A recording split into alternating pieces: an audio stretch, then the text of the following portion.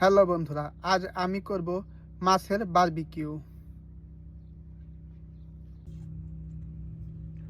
জিরের গুঁড়া, হলুদ, মরিচের গুঁড়া, ধনিয়ার গুঁড়া,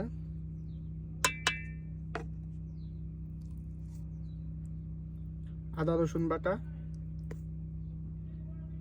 পরিমাপ মতো লবণ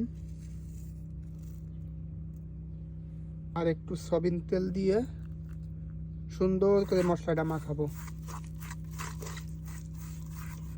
এরপরে মাছটাকে রেখে সুন্দর করে মাখিয়ে দেব।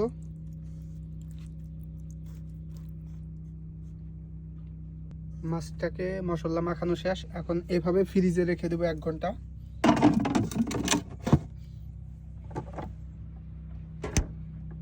কয়লার জন্য কাঠগুলো ধরিয়ে দিয়েছি, সেট করা শেষ। এখন এটাকে জালিতে বাঁধবো।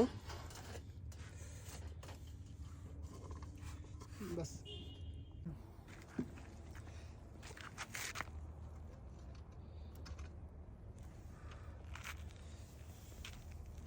এখন উল্টিয়ে দিব।